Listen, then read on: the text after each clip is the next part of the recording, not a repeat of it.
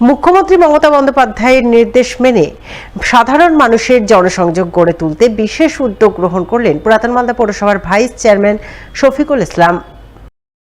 তিনি মুখ্যমন্ত্রীর নির্দেশ মেনে শনিবার চা পাতা, চিনি ও চায়ের গ্লাস নিয়ে গেলেন তারই 20 নম্বর ওয়ার্ডের এক জন্মান্ধ দুস্থ ব্যক্তির বাড়িতে। ভিক্ষাবৃত্তি করে জীবিকা নির্বাহকারী ওই ব্যক্তির বাড়িতে নিজের কেনা চা পাতা, চিনি দিয়ে চা তৈরি করে চা খেয়ে শুনলেন পরিবারের দুঃখ, দুর্দশা ও অভাব অভিযোগের কথা।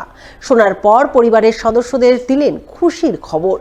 সেই খুশির খবর হলো বাংলার আবাস যোজনার ঘর তৈরির জন্য চোখের রেটিনার কারণে আবাস যোজনার আটকে থাকা টাকা তাদের অ্যাকাউন্টে ঢুকে যাওয়া, যা জানতে পেরেই খুশিতে উৎফুল্ল হয়ে উঠলেন জন্মান্ধ দুস্থ ব্যক্তি সহ তার পরিবারের সদস্যরা। তাই তারা ধন্যবাদ জানালেন পৌরসভার ভাইস চেয়ারম্যান শফিকুল ইসলাম সহ রাজ্যের মুখ্যমন্ত্রী মমতা বন্দ্যোপাধ্যায়কে। আমরা সবাই জানি কিছুদিন আগে আমাদের মানবিক মুখ্যমন্ত্রী মালদা জেলায় এসেছিলেন এবং মালদা জেলায় সেই মিটিং থেকে মানবিক মুখ্যমন্ত্রী বলেছিলেন যে আমাদের যারা আমরা জনপ্রতিনিধি সবাই বাড়ি বাড়ি গিয়ে মানুষের খোঁজ খবর নিতে কে কেমন আছে এবং হাতে করে চা পাতা, চিনি এবং কাপ কিনে নিয়ে যেতে বলেছিলেন। তো সেই উদ্দেশ্যে আমি আমার ওয়ার্ড থেকে শুরু করি যে আজকে যে সামিউল শেখ তার বাড়িতে আমরা এসেছি এবং তাকে বললাম সে কেমন আছে তার খোঁজ খবর নিলাম এবং চা পাতা দিলাম, চিনি দিলাম এবং কাপ দিলাম যে কাপ চা বানানোর জন্য। এবং সামিউল শেখের দীর্ঘদিন কিছুদিন ধরে একটা সমস্যা চলছিল, ও আমাদের সবার জন্য যে পাকা বাড়ি মানবিক মুখ্যমন্ত্রীর সেই বাড়িতে ও অ্যাপ্লিকেশন করেছিল, সে একটা বাড়ি পেয়েছিল। তো প্রথম লটেও 95,000 টাকা পেয়েও যায়। তারপর ও চোখের জন্য ওর কাজ করছিল না বলে টাকাও পাচ্ছিল না, ছবি তোলা হচ্ছিল বলে টাকা পাচ্ছিল না। সেটাও বেশ কয়েকবার বলে আমাকে। আমি তার ব্যাপারটা নিয়ে আমাদের রাজ্যের যে পৌরমন্ত্রী ফিরহাদ হাকিম মহাশয় এবং ফিরহাদ হাকিম মহাশয়কে আমি জানাই এবং মানবিক মুখ্যমন্ত্রীকে আমাদের মমতা ব্যানার্জিকে আমি চিঠি করি যে এই সমস্যা হয়েছে। তো সেই জায়গাতে গতকালকে একটা খুশির খবর এসেছিলো আমার কাছে যে তার যেহেতু সে বিকলাঙ্গ, শারীরিকভাবে সে সক্ষম না, ঠিক আছে, তো ওর কথাটা যখন শুনেছিল মন্ত্রী মহোদয়, সে সময় শোনার পর মন্ত্রী মহোদয় তার ওই টাকা মানে সে 95,000 টাকা পেয়েছিল, তার 2,05,000 টাকা বাড়ি করার টোটাল টাকাই একসাথে ওকে দিয়ে দেয়। আরও 42,500 টাকা বাড়িটা কমপ্লিট হলে ওটাও দিয়ে দেবে। তো আমি যার জন্য ধন্যবাদ জানাচ্ছি মানবিক মুখ্যমন্ত্রীকে। মানিকচকের বিধায়কের গাড়িতে হামলা চালানোর চেষ্টার অভিযোগের রেশ কাটতে না কাটতেই এবার হামলার মুখে পড়লেন বিধায়কের গাড়ির চালক। জনাকয়েক অজ্ঞাত পরিচয় দুষ্কৃতী ধারালো অস্ত্র নিয়ে তার উপর হামলা চালালো মুখ ঢাকা অবস্থায়। শনিবার ভোররাতে ঘটনাটি ঘটেছে পুরাতন মালদার নারায়ণপুর বিএসএফ ক্যাম্প সংলগ্ন পুরাতন মালদা ব্লক গেটের সামনে। উল্লেখ্য, সপ্তাহ দুয়েক আগেই মানিকচকের বিধায়ক সাবিত্রী মিত্রের গাড়িতে হামলার চেষ্টার অভিযোগ ওঠে। সেই ঘটনার রেস কাটতে না কাটতেই এবার বিধায়কের গাড়ি চালক অনুপ সাহার উপর হামলার অভিযোগ সামনে আসে। জানা গেছে, মানিকচকের বিধায়ক সাবিত্রী মিত্রের গাড়ি চালকের নাম অনুপ সাহা। তার বাড়ি পুরাতন মালদা ব্লক অফিসের পেছনে মঙ্গলবাড়ি অঞ্চলের ঝিমুলি গ্রামে। শুক্রবার রাতে তিনি তার পরিবার নিয়ে এক বিয়ের অনুষ্ঠানে যোগ দিতে গিয়েছিলেন। এরপর শনিবার ভোর 2:30 নাগাদ বিয়ে বাড়ি থেকে নিজের বাড়ি ফিরছিলেন। ফেরার সময় বাড়ির সকলে একটু এগিয়ে যান। পেছনে ছিলেন বিধায়কের গাড়ি চালক অনুপ সাহা। ওই সময় তিনি পুরাতন মালদা ব্লক গেটের সামনে লক্ষ্য করেন 3-4 জন দুষ্কৃতী মুখ ঢাকা অবস্থায় দাঁড়িয়ে রয়েছে। যা দেখে তিনি তার মোবাইলে ছবি তুলতে শুরু করলে দুষ্কৃতীরা তার উপর আচমকা ঝাঁপিয়ে পড়ে ধারালো অস্ত্রের আঘাতে তাকে রক্তাক্ত জখম করে বলে অভিযোগ। পরে তার আর্তচিৎকারে পরিবারবর্গ ছুটে এসে তাকে উদ্ধার করে তৎক্ষণাৎ নিয়ে যান মোলপুর গ্রামীণ হাসপাতালে। যদিও কে বা কারা কেন তার উপর হামলা চালালো সেই ব্যাপারে কিছুই জানাতে পারেননি আক্রান্ত গাড়ি চালক এবং তার পরিবারবর্গ। আমি ফ্যামিলি নিয়ে বিয়ে বাড়ি থেকে আসছিলাম। হঠাৎ করে দেখি 3-4 জন বারবার ঘোরাঘুরি করে NH-34-এর সামনে, আমাদের মালদা ব্লকের সামনে। আমি ওকে জিজ্ঞাসা করতে গেলাম, ভাই এত রাতে তুই এখানে কী করছিস? ওরা মুখ ঢেকেছিল, জানি না কী কারণে ওরা কেন ঘোরাঘুরি করছিল সেটা আমি বলতে পারবো না। আমি জিজ্ঞাসা করতে যাই, ওরা আমাকে পিছন থেকে 2-4 জন মিলে এসে ফ্যামিলিকে আমি বললাম তুমি এগো আমি যাচ্ছি, পিছন থেকে চাকু বের করে আমার পিছনে বারবার ওয়ার করতে লাগলো।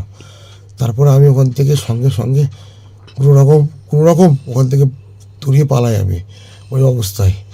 তারপরে আমি প্রশাসনকে ফোন করি, প্রশাসন আমাকে আসলো, এসে উদ্ধার করলো। থানায় গেলাম, থানায় যেয়ে হসপিটাল নিয়ে গেল মলপুর থেকে আমাকে নিয়ে গেল আমাদের সদর হসপিটালে। ওখান থেকে আমাকে কালকে রাতে নিয়ে আসলো। আমার এত জোরে মেরেছে আমি বলতে পারছি না, বলার মতন আমার কিছু নেই। আমার সাথে কারোর শত্রুতা নেই, আমার সাথে কারোর দুশ্মনও নেই। কিন্তু কে করেছে, কারা করেছে সেটা পুলিশ দেখছে তদন্ত করে।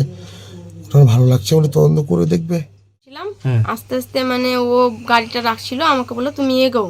আমরা সামনে হাঁটছিলাম, এবার পিছনে এই ঘটনাটা যে ঘটেছে আমার কিছু আইডিয়া নেই। তারপরে ও যখন চিৎকার করতে লাগে তখন আমি ঘুরে গিয়ে ওকে করি, তখন পুরো দেখি যে ব্লাড ফ্লাড বেরোচ্ছে, একবারে পুরো পিঠের এখানে চাকু মেরে দিয়েছে। তারপর তো প্রশাসনকে ফোন করলাম, ওখান থেকে তারপর মেরে নিয়ে বাড়ি এসেছি। মনে তো হচ্ছে অনেক কিছুই, কিন্তু এখন কি করে বলবো, এখন শত্রুতার জন্য করছে না কেউ হিংসা করে করছে, ওটা তো বলা মুশকিল। পুলিশের কাছে একটাই দাবি যে তদন্ত করে দেখুক। এদিকে এই ঘটনার খবর পেয়ে মালদা থানার পুলিশ শনিবার সকালে ঘটনাস্থলে ছুটে যায়। পুলিশ ওই এলাকার সিসিটিভির ফুটেজ সংগ্রহ করে ঘটনার তদন্ত শুরু করে বলে জানা গেছে। এদিকে এই প্রসঙ্গে মানিকচকের বিধায়ক সাবিত্রী মিত্রকে ধরা হলে তিনি বলেন, তার গাড়িতে হামলা চালানোর চেষ্টার ঘটনার সঙ্গে এই ঘটনার কোনো যোগসূত্র নেই। এই ঘটনা কী কারণে ঘটেছে তা তার জানা নেই। পুলিশ পুরো বিষয়টি খতিয়ে দেখতে তদন্ত শুরু করেছে। কালকে আবার চালক ডিউটিতে আসেনি, ফোন করে জিজ্ঞাসা করে, বলে যে আমি বাইরে আছি, আজকে ডিউটি করতে পারছি না। আমাদের আরেকটা ড্রাইভার আছে, তাকে নিয়ে আমি কালকে কাজ করছি, অনেক রাত্রে এসেছি বাড়িতে। বিষয়টা হচ্ছে যে এই ঘটনাটা কী জন্য ঘটেছে, কী বৃত্তান্ত না বৃত্তান্ত, এটা আমার কিছু জানা নেই। এখন পর্যন্ত ওর সাথে আমার কথা হয়নি।